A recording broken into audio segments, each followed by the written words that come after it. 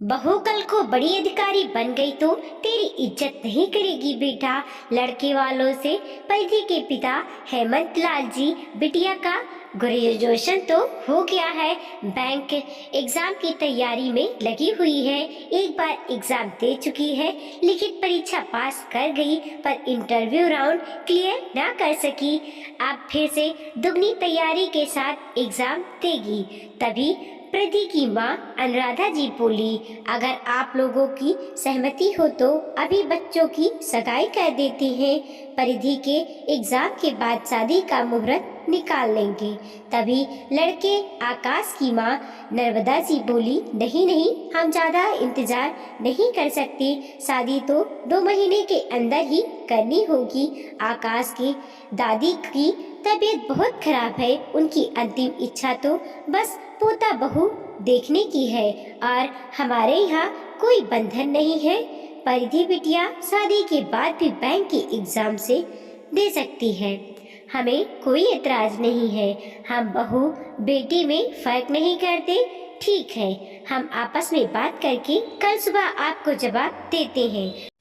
परिधि के पिता लड़के वालों से बोले और उनको पिता किया। परिधि को लड़के वाले देखने आए थे। अच्छा घर परिवार, अच्छे लोग थे, किसी बात की कोई कमी नजर नहीं आ रही थी। आकाश और परिधि ने एक ही मुलाकात में एक दूसरे को पसंद भी कर लिया था। लड़के वालों की तरफ से बस उनकी एक ही शर्त थी, चटमंगनी पट ब्याह होगा। सगाई और शादी के बीच लंबा समय नहीं रखा जाएगा। क्या करे कुछ समझ नहीं आ रहा। लड़का और परिवार हर लिहाज से अच्छा है, आर्थिक स्थिति भी मजबूत है, पर यह भी तो बात है कि शादी के बाद प्रतियोगिता परीक्षा देना आसान बात नहीं है। यहाँ तो परीक्षा के वक्त नाश्ता खाना सब समय से हाथ पर पकड़ाया जाता है। ससुराल में एक पत्नी एक बहू की जिम्मेदारी भी तो निभानी होगी। कितना भी कह लो पर बहू से उम्मीद तो सबको रहती है।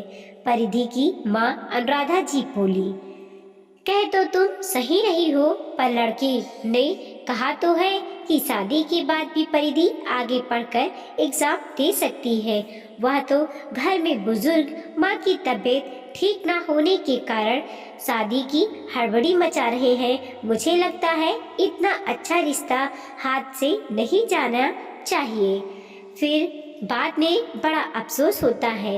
हेमंत जी बोले, परिधि बेटा तुम्हारी क्या राय है? अनुराधा जी ने पूछा। जैसे आप लोगों को ठीक लगे, मगर उन लोगों के आगे भविष्य में मेरी जॉब करने से कोई एतराज ना हो तो मैं शादी के लिए तैयार हूँ। परिधि ने अपनी राय रखी। ठीक है, हम लड़के वालों से बात कर लेते हैं, हेमंत जी ने कहा। हेमंत जी ने आकाश के पापा को फोन लगाया और अपनी मत रखी। जी, अगर आप लोगों को परिधि की नौकरी करने से कोई एतराज ना हो तो हमें यह रिश्ता मंजूर है, हेमंत जी ने कहा। लड़के वालों ने सोचा अभी दिल्ली दूर है, अभी तो एग्जाम भी नहीं है, नौकरी करने की बात तो दूर की है। लड़के वाले भी अपनी समाज की इतनी सुंदर सुशील संस्कारी अच्छे खानदान की पढ़ी लिखी लड़की को खोना नहीं चाहते थे, इसीलिए उन्होंने परिधि की बात मानते हुए शादी के लिए हाँ कह दिया। जल्द ही सगाई हो गई। मात्र 2 महीने बाद ही शादी का मुहूर्त निकाला गया। 2 महीने शादी की तैयारी में पंख लगाकर उड़ गए। परिधि शादी के बाद ससुराल की दहलीज पर कदम रखती है। शादी के कुछ समय तो घूमने फिरने में निकल गया। शादी में ली गई छुट्टियों के बाद आकाश ने भी नौकरी पर जाना शुरू कर दिया। आकाश ने एमबीए किया था। वह एक मल्टीनेशनल कंपनी में जॉब करता था।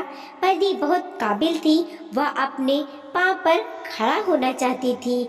वह ससुराल में घर के काम के साथ साथ अपनी पढ़ाई के लिए वक्त निकाल लिया करती थी। उसकी पढ़ाई से किसी को कोई परेशानी नहीं होती थी, पर ससुराल में किसी को भी अंदाजा नहीं था कि बैंक के बड़े पोस्ट के लिए आदर्श सुसंस्कारी बहू परिधि का चयन भी हो सकता है।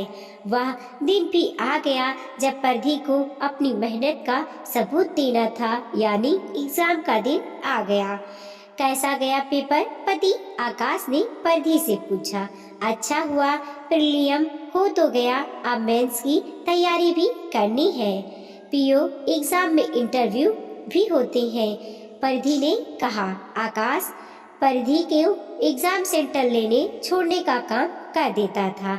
अरे आकाश, सारा दिन अपनी पत्नी की नौकरी ही बजाता रहेगा क्या? कल बड़ी बैंक अधिकारी बन गई तो ना तेरे ऊपर ध्यान देगी, ना घर द्वार संभालेगी। परिधि की सास नर्मदा जी आकाश से बोली। नर्मदा जी की तो सोच सोच कर अभी से हाथ पांव फूलने लगे थे कि बहू रानी अगर ऑफिस निकल गई तो घर के काम कौन करेगा, और अगर बड़ी बैंक ऑफिसर बन गई तो किसी की भी इज्जत नहीं करेगी, पलटकर जवाब देगी, कहीं बड़ी ऑफिसर तो मेरे बेटे की इज्जत कम ना हो जाए। पत्नियां तो हमेशा नीचे पदवी पर ही अच्छी लगती है। रिजल्ट का दिन भी आ गया। परिधि ने एक पड़ाव पार कर लिया। वह लिखित परीक्षा में पास हो गई। उसका मनोबल बढ़ गया, लेकिन ससुराल वाले उसकी कामयाबी से जुड़ा खुशी नहीं थे, सिवाय उसकी दादी सास बिमला जी के। परिधि दादी सास बिमला जी की खूब सेवा करती। बिमला जी भी उसे खूब आशीष देती। बिमला जी को आदर सम्मान अपनी बहू से मिलना चाहिए था। वह उनकी पोता बहू उन्हें दे रही थी। बिमला जी परिधि की सफलता के लिए भगवान से दुआ मांगती। परिधि के आने से बिमला जी खुश रहने लगी। उनकी तबीयत में भी अब सुधार होने लगा। परिधि की सास परिधि की सफलता से डरने लगी। तब आकाश कहता है, अरे माँ, बैंक की बड़ी पोस्ट पाना इतना आसान नहीं है। हजारों लोगों टक्कर में खड़े हो रहते हैं। 2 से 4 एग्जाम देने दो, धक्का खा लेने दो, फिर एग्जाम देने आगे पढ़ने का भूत हमेशा के लिए उतर जाएगी। चुपचाप घर पे बैठकर गृहस्थी संभालेगी। नहीं, एक भविष्य में कहेगी कि आप लोगों ने मुझे पढ़ाया नहीं, मैं तो बड़ी काबिल थी। आप चिंता मत करो, कोई नौकरी वोकरी नहीं मिलने वाली। आकाश ने माँ से कहा। अरे, घर से 6 किलोमीटर दूर है बैंक, रोज 12 किलोमीटर का सफर करना होगा। मेरी माँ इस उम्र में घर का काम कैसे करेगी? कोई मेहमान वगैरह आया तो उनकी आवभगत कौन करेगा?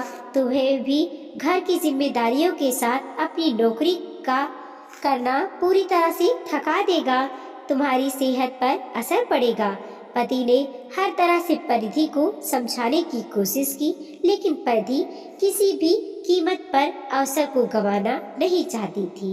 वह जानती थी कि अगर लक्ष्य सही है तो बस आगे बढ़ो, पीछे तो कतार वक्त के साथ आ ही जाता है।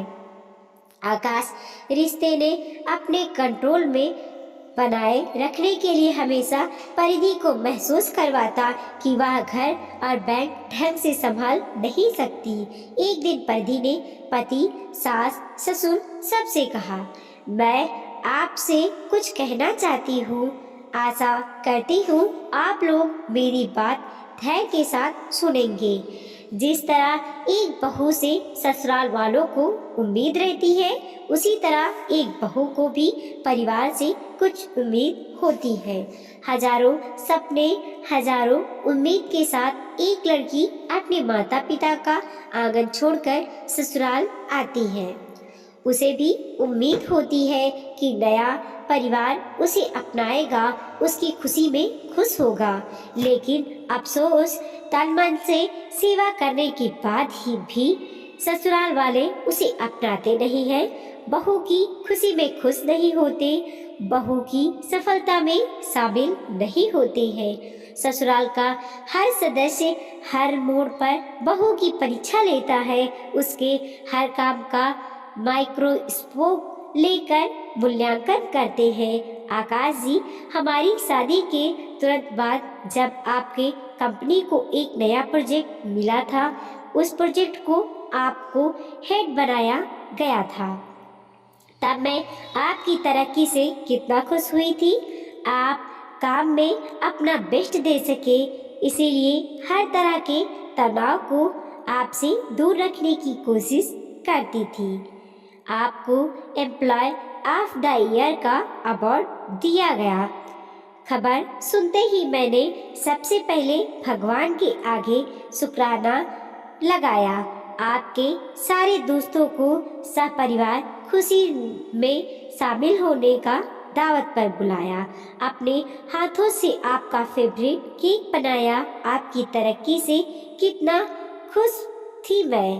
परिधि ने कहा। आकाश चुपचाप सुनता रह गया। और पापा जी, आपके सोसाइटी प्रेसिडेंट बनने पर मैं कितना उत्साहित हो गई थी। हर रविवार को हमारे घर होने वाली मीटिंग में खुशी खुशी सबके लिए चाय नाश्ते की व्यवस्था करती हूँ, क्योंकि मैं सबके सामने आपका मान रखना जानती हूँ। सोसाइटी में मनाए जाने वाले हर कार्यक्रम की रूपरेखा बनाने में आपका पूरा सहयोग करती हूँ, ताकि आपके प्रेसिडेंटशिप की सब तारीफ कर सके। और मम्मी हुई आप हमारे समाज की महिला मंडल की सेक्रेटरी की पोस्ट के लिए चयनित हुई। मैं आपके लिए कितना खुश थी। टीम डिक्लेयर के समय खुशी खुशी आपकी कितनी फोटो आपने कैमरे में कैद की। मैंने धन्यवाद स्पीच तैयार कराने में आपकी मदद की थी। मैंने आपको हमेशा प्रोत्साहित किया, ना कि आपके सामने रुकावट पैदा की। आप लोग मेरी सफलता से परेशान क्यों है, मेरी खुशी में खुश क्यों नहीं है। मैं नौकरी के चक्कर में अपनी जिम्मेदारियों से मुंह नहीं मोड़ना चाहती हूँ। मैं नौकरी और घर दोनों पर ध्यान देना चाहती हूँ। बस मुझे आप लोगों का थोड़ा सहयोग चाहिए। मैं भी आपके परिवार का हिस्सा हूँ, तो अपने परिवार से सहयोग का मांग रखना गलत है क्या? मेरा परिवार अभी भी मेरे प्राथमिकता है, पर मुझे पहचान बनाने का मौका मिला है, तो मैं इस अवसर को गंवाना भी नहीं चाहती। मुझे मेरे परिवार के साथ साथ अपनी शिक्षा का उपयोग करना मिल जाए तो मैं संतुष्टि से जी सकती हूँ। ऐसा अवसर बहुत कम लोगों को मिलता है। यह सब आप लोगों के सहयोग के बिना संभव नहीं है। ससुराल वालों के सहयोग न मिलने के कारण कई काबिल औरतों को अपने करियर या शादी में से किसी एक का चुनना पड़ता है, जिससे वो किसी परिस्थिति में खुश नहीं रह सकती।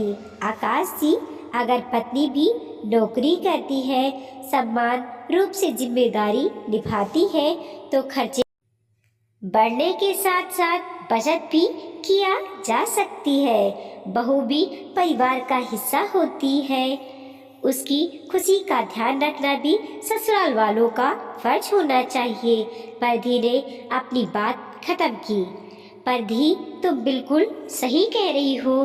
जब एक पत्नी अपने पति की छोटी कामयाबी पर खुश हो सकती है, तो एक पति पत्नी का सपोर्ट सिस्टम क्यों नहीं कर सकता है।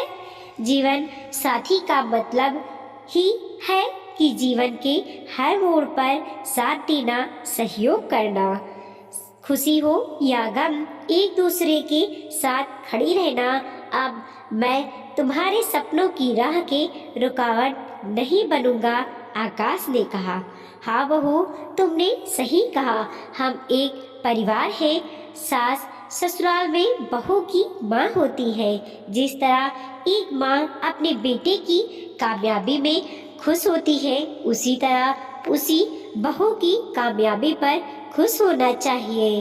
अब परिधि के ससुराल में सब रुकावटें बनने के बजाय परिधि का यथा संभव सहयोग करने लगे, क्योंकि सब समझ चुके थे कि बहू भी परिवार का महत्वपूर्ण सदस्य है।